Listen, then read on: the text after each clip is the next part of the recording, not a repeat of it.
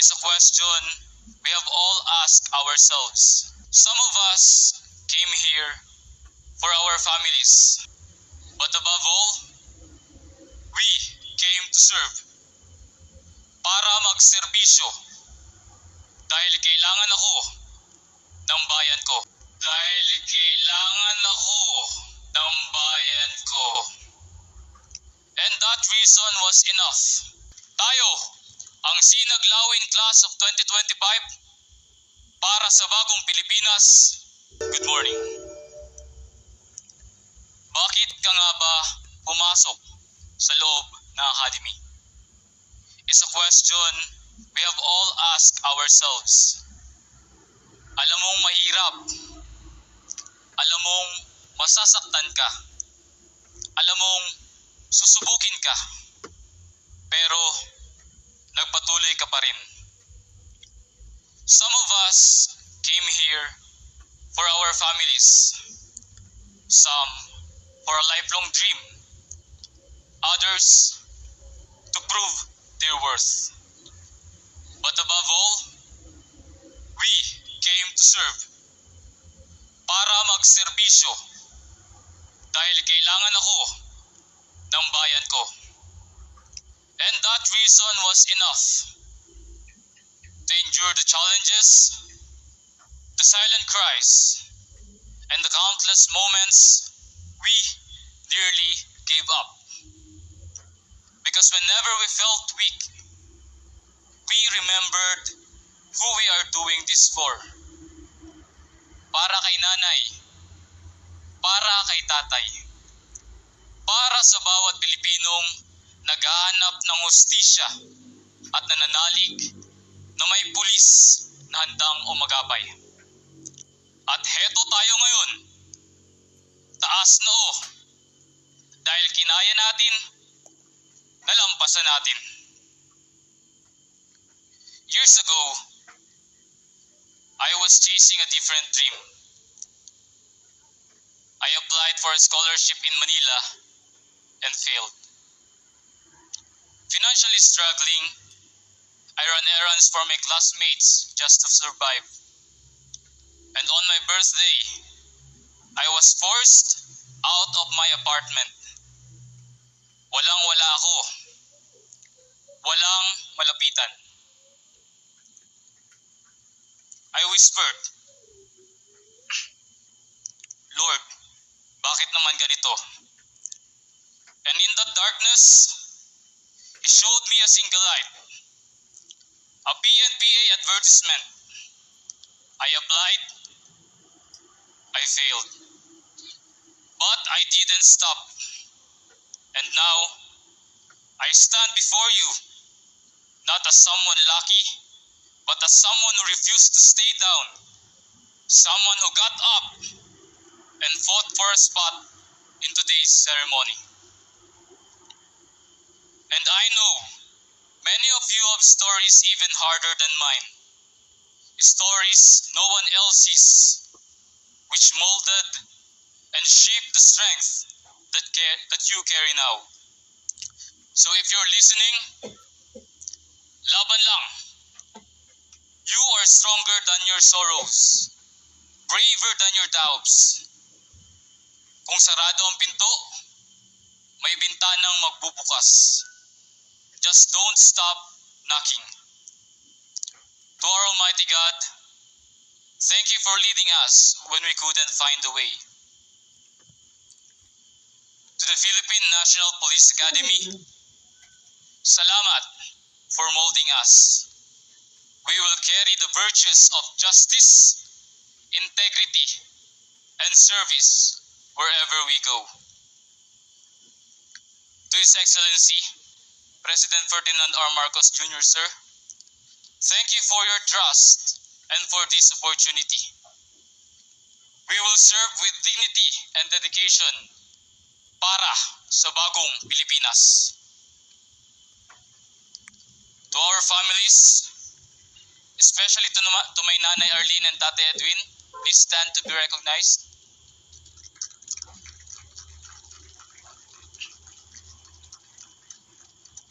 To my squad mates, to Ma'am Precious, our class facilitator, and to my MGR, this is for you. At sa lahat ng magulang na naririto, look at your children. Your sacrifices were never in vain. To my classmates, mga bok, we are no longer just cadets. We are now guardians of peace. Look at your parents' faces. See their joy. Let us protect those smiles by staying true to our oath and living lives that bring honor to our name and to the Academy. To our underclassmen, your time will come. For now, carry the torch with pride and honor the trust handed down to you. And to the Filipino people, you are the reason we are here. Buhay man ang kapalit, hinding-hindi namin kayo bibiguin. As we leave these gates, we do not just carry our ranks, we carry our purpose. Tayo ang sinag na magbibigay liwanag patungo sa kapayapaan. At tayo ang lawin na magtataguyod ng hustisya ng may tapang.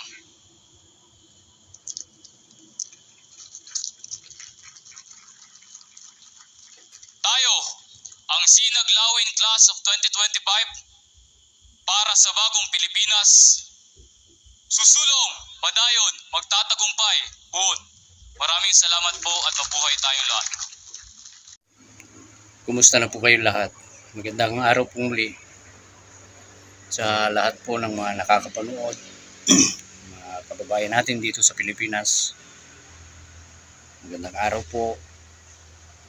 At sa ibang bansa ay anumang oras dyan, magandang gabi, magandang hapon, magandang umaga. Maraming salamat po sa patuloy ninyong pagsuporta, pagsubaybay sa ating mga video.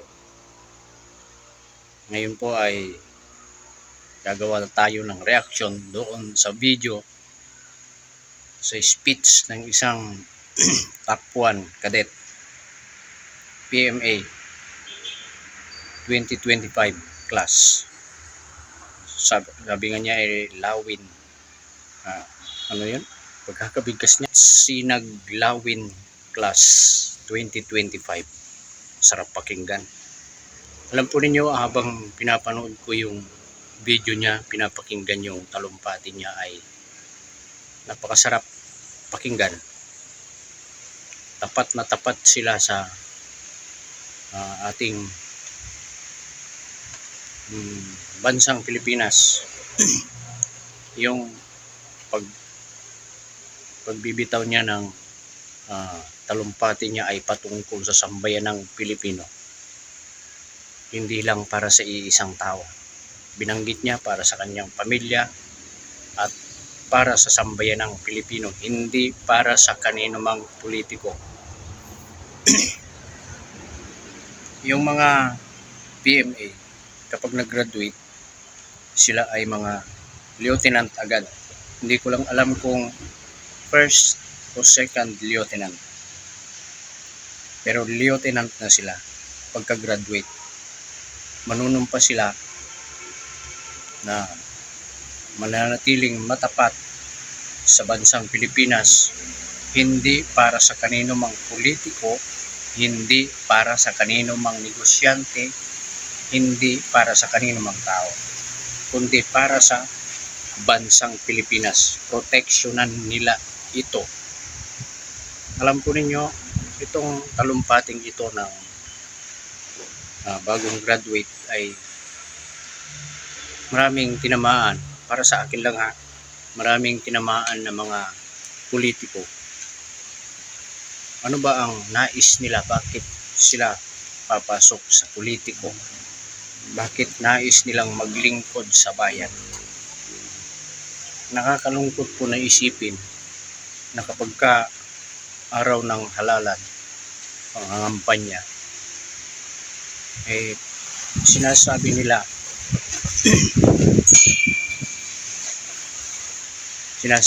yung kanilang mga layunin, yung kanilang mga plano para sa bayan, para sa mamamayan. Pero pag nakaupo na, nandun na, may kapangyarihan na, nagbabago. Yan ang realidad. May mga ilang mga opisyal ng pulis na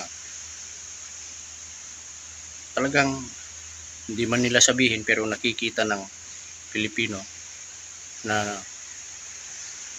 naglilingkod sila dahil sa iisang tao, dahil sa politiko. Paano kung bumaba na yun? Tapos ang termino niya, nawawala na yung sinumpaan nila para sa bansang Pilipinas. Kasi yung mga yan ay manunumpa na poproteksyonan nila ang bansang Pilipinas, hindi lang para sa iisang tao kundi buong Pilipinas, laban sa kanino man, sa mga terorista, sa mga gustong sumakop, at sa mga mapang-abusong mga tao. Magiging patas sila.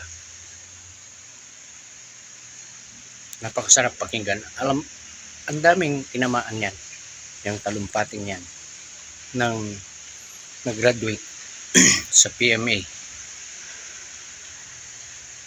Nakaka-proud. Proud nga sa kanya yung kanyang mga magulang. Nakakatuwang panoorin. Kahit sa social media lang napanood, pero ramdam ko yung sinasabi niya na mula sa kanyang puso. Sana nga hindi siya magbago. Mananatiling tapat sa kanyang sinumpaan na tungkulin para sa bansang Pilipinas.